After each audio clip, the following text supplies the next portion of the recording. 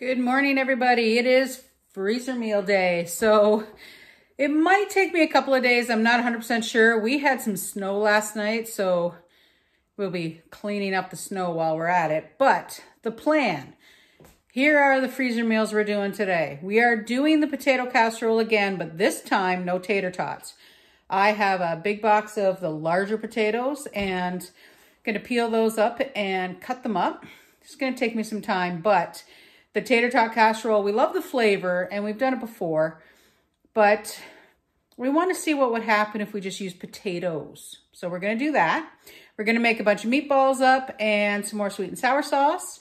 We are also going to be making lasagnas this time, not the lasagna casserole. Freddie's decided we want some lasagna, so straight up lasagna. We're going to be making some stuffed shells, and there was something else. I have it written down. Trust me, I am set that way. A couple more shepherd's pie was another thing. And I'm debating, because I have enough ground beef, do I make a couple small meatloaves? So anyway, time to get this day started.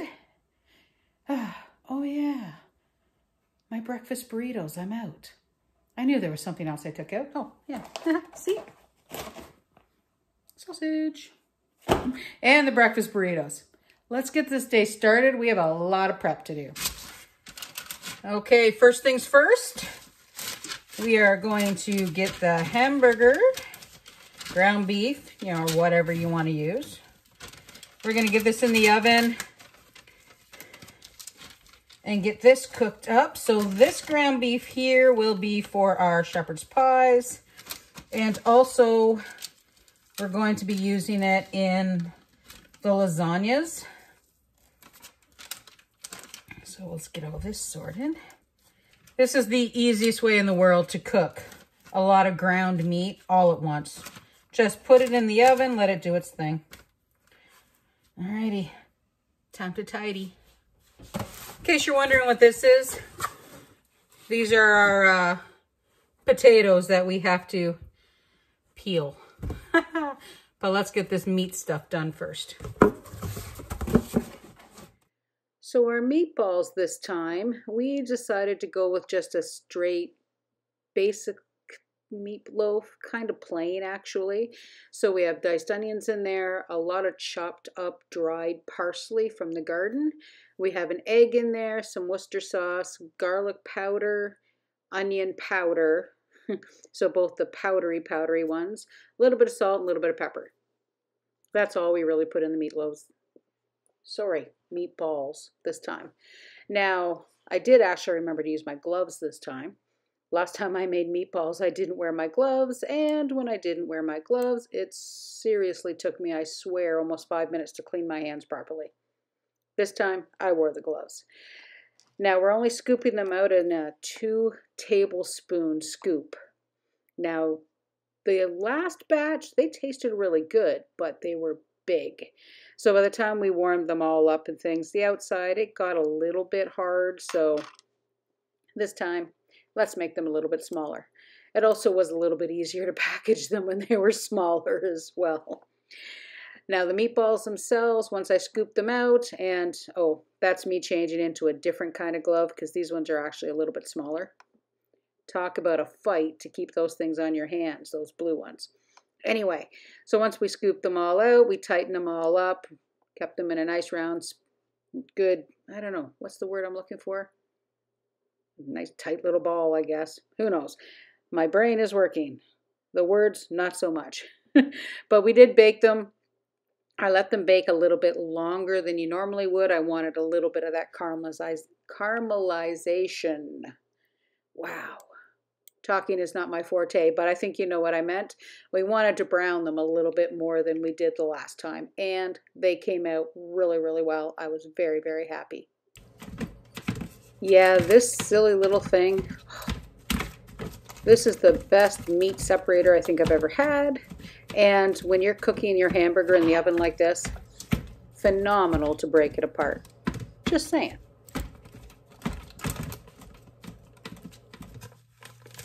And to continue on with the meat part, I'm going to unwrap these sausages get these cooking for the breakfast burritos, which apparently is easier said than done. There we go.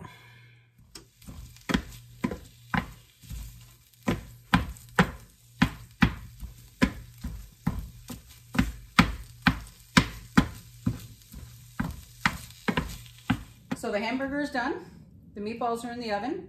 The sausage is cooked, but I'm gonna finish the part of the filling for the breakfast burritos because I'm going to shred some potatoes and I'm gonna cook them in that last little bit of the fat from the sausage. I don't wanna waste it.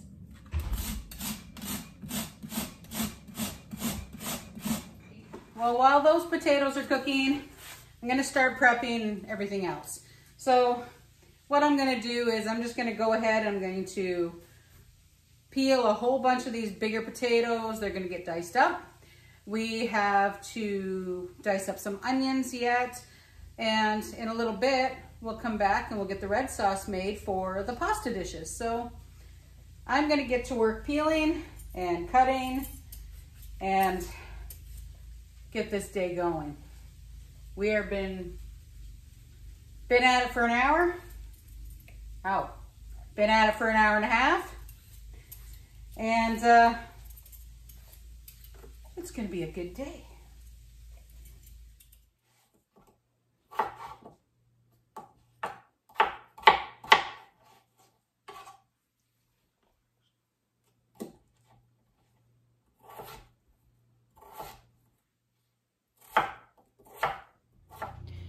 While I'm in the house cutting, Freddie has been outside with the snowblower. So the potatoes I washed. There we go. I peeled, then I washed, then I cut up, then I washed again, and discovered I peeled way more potatoes than I actually need, but that's okay. It's not like they're ever gonna go to waste. Now, remember the last time, well, if you do or not, it's not the point, but the last time it was the tater tots, and then just some mixed veggies. So we've decided we're gonna go a little bit more veggie heavy on these four. So I'm gonna put literally a half a bag in each one of these four. Let me get the rest of these potatoes out of the way. Alrighty, so a half a bag in each one. So right about there, and try not to make a mess. There we go. Now it seems like a lot. Now don't forget, when we make these, this is also lunch the next day. It is just the pair of us. So I don't make huge meals, but I have been known to make meals that were too big. So I'm taking advantage of the fact that I tend to cook too much and that'll be our lunches the next day. Now with Freddie done for the season, I'm not sure whether you can hear the snowblower, but with Freddie done for the season, I mean, things will definitely get used more. I won't be making sandwiches every day for him anymore. There we go. Now, I did just buy the frozen veggies for this. I mean, they're already cut up, they're already great quality, and they were on sale. There we go. So the hamburger's cooled. I had it out in the wood room for a bit. It's not cold, but, and we're literally, it's only gonna be a cup in each first, and then we'll probably add a little bit more. Now, I'm not sure if you remember the sauce. It is 2 cans of mushroom soup, 2 cans of evaporated milk, and then it just gets divvied up between the 4. So let's learn how to use a can opener again. Pretty sure the last time we made these casseroles, I fought with the can opener too. Alrighty. The cat heard the can opener.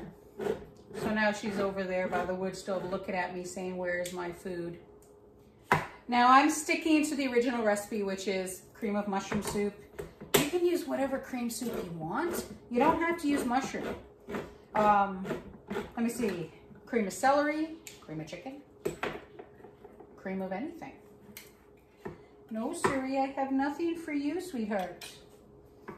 No, not right yet. It's not canned food time yet. So you've all seen Yuki, of course. Yuki is the suck. She's 2.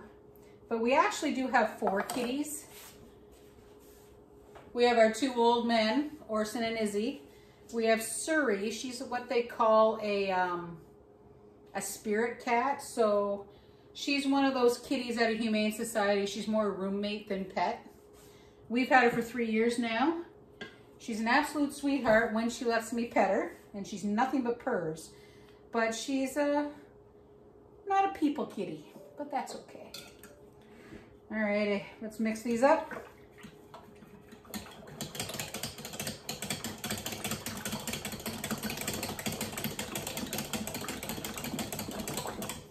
I know that looks really weird, but when you use these Danish whisks, it's phenomenal. You just get it in there and use it like a mixer.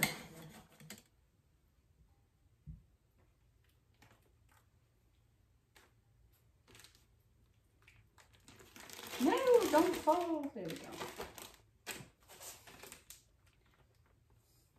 All right. Let me seal one of these up and see if we actually have enough.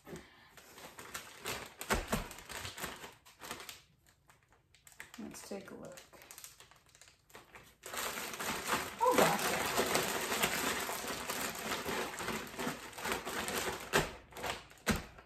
Looks like we have enough. Alrighty guys, I'm gonna put the rest of these away, clean this mess up, and then we'll be back and we'll work on the next couple of steps needed for the rest of these freezer meals. But these ones here, done and dusted. Alrighty guys, let's get these meatloaves done. And this will be 2 meals out of the way. Now, one thing I don't do is I don't cut up all the onions that I need right at the beginning, mostly because I honestly am not 100% sure how much I'm gonna need. But for our meatloaf, I'm not putting zucchini in this time. I actually have this last little bit of frozen spinach that I want to use up.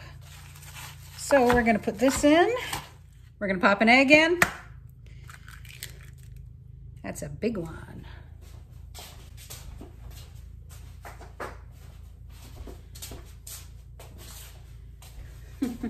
Get my hand cloth happening here.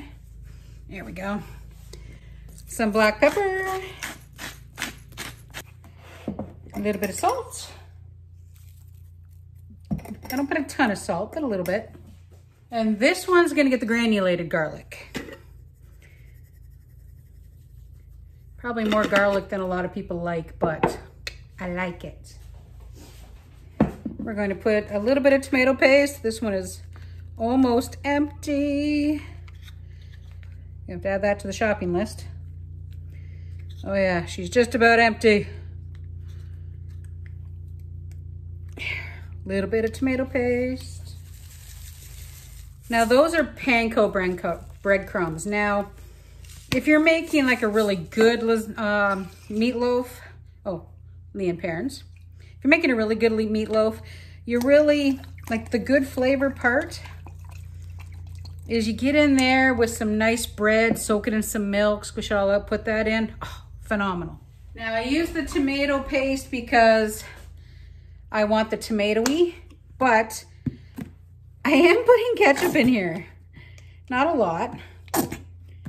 Probably just a couple of tablespoons, mostly because there's that vinegar and that little bit of sugar in the ketchup.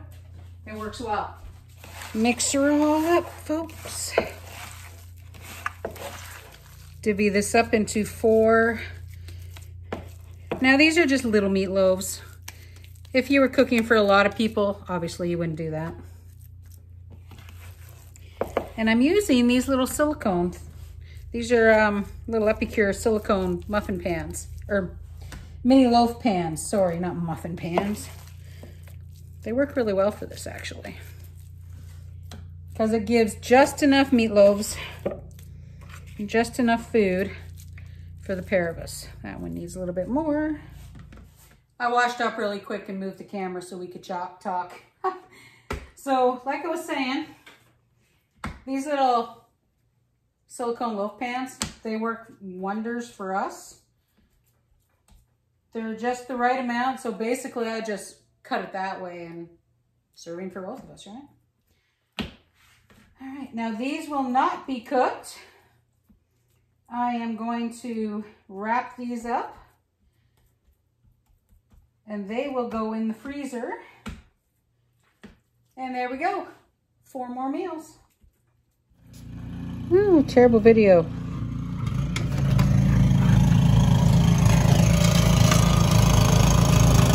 Freddie is outside snow blowing.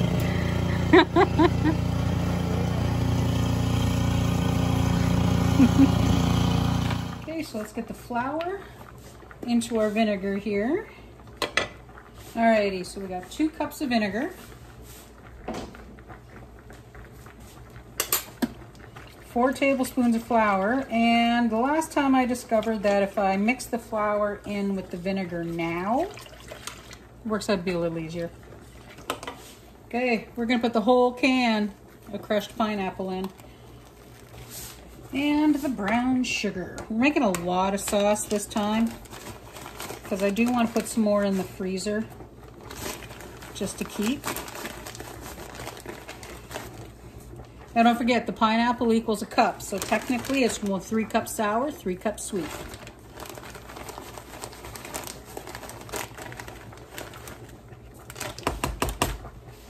A little bit of salt. And a little bit of red pepper flake. All right, you know the drill. That's on medium.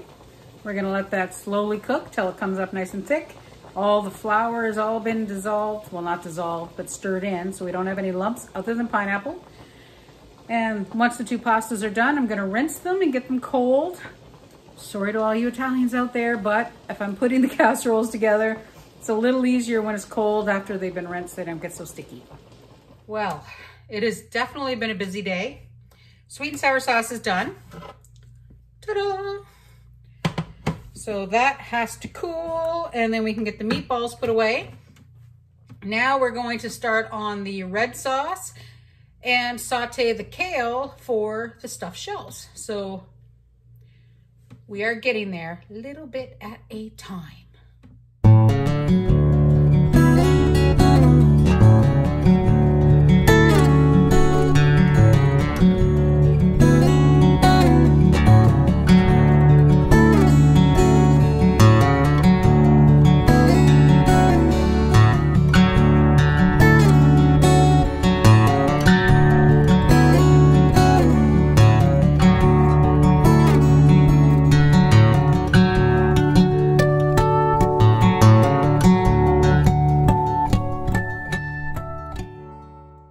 Season our kale a little bit, and a little bit of salt in there, not a lot.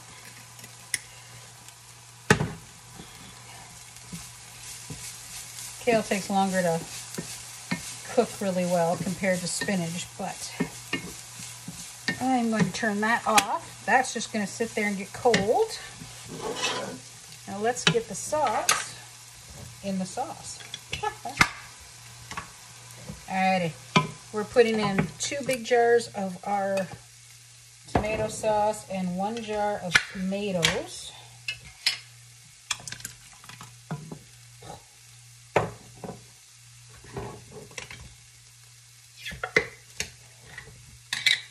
we go. So remember, like I said, we're trying to get more veggies in. And originally I was going to add the beef to this and then make a separate red sauce for the shells, but we'll just put these together a little bit different. And what I do have is a piece of Parmesan rind left. So I'm going to pop those in the sauce. Have you ever done that? If you've never put the Parmesan rind in your sauce, you really should try that. So the meatballs, we just divvied them up amongst 5 different bags. Now I was 1 meatball short. That was my fault. I had to try it. But The sauce was a little bit thicker this time too, so when I put my 4 spoonfuls of flour in there, I think they were just bigger than the last time. Either way, it did work out really, really well. That's 5 more meals in the freezer. So for these, we would just make a veggie like carrots or something, or rice with mixed veggies mixed into it. Nice, easy, and simple. Really, really happy with these ones.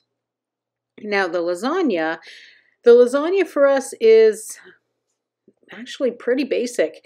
So we just put some sauce on the bottom, cut the noodles to fit, of course. Now the noodles were cold. They were a little sticky, but also not 100% cooked. They will cook the rest of the way once I put them in the oven. All we do is we just layer noodles, sauce, in this case meat as well, and then we're going to put in that filling that, you know, my Italian uncle is probably shocked at, but the filling is spinach, Parmesan cheese, cottage cheese, an egg, lots of black pepper, no salt, of course, because there's Parmesan cheese in there. And then that's our middle layer. Sometimes I add some grated mozzarella, sometimes I don't. Really depends on what I'm in the mood for. Now for these ones, they are 3-pound trays as well, so a little bit bigger than what we normally do. Oh yeah, you saw that flash of the Parmesan rind. Trust me, you really got to try it. But we ended up with 4 lasagnas total. Yeah, 4 lasagnas. Oh my gosh, I lost count because I did this yesterday. Anyway, we ended up with the 4 lasagnas total, and this is more than enough for 2 hearty meals, or believe it or not, 4 meals if we make a really nice salad or put some veggies beside it, things like that. Lots more veggie also in this sauce because we have the peppers, the onions, the zucchini. It did come out really, really nice, and I was really, really happy with it, especially since we made that sauce with our homegrown tomatoes. Tasty. See, all labeled. Well, the one anyway, I'll label the rest. But as I said, it is a typical comedy of errors for anything that I make. Now, we've got one beautiful shell with sauce and an empty sauce pot because I seriously underestimated the amount of sauce that we're gonna need for the shells. Well, here's the plan. Since I did not get the breakfast burritos done today, I'm thinking I'm just gonna have to make a quick little sauce up tomorrow, and I'll finish those shells then. So I'm gonna clean this mess up. Believe it or not, the kitchen is not nearly as bad as it usually is when I have a cooking day. Go figure. But I'm gonna clean this up. I'm gonna get these 4 lasagnas and that 1 shell in the freezer. We'll finish this adventure in the morning because there's not a chance I'm gonna be cooking sauce at this time of night. So, part 2 coming up.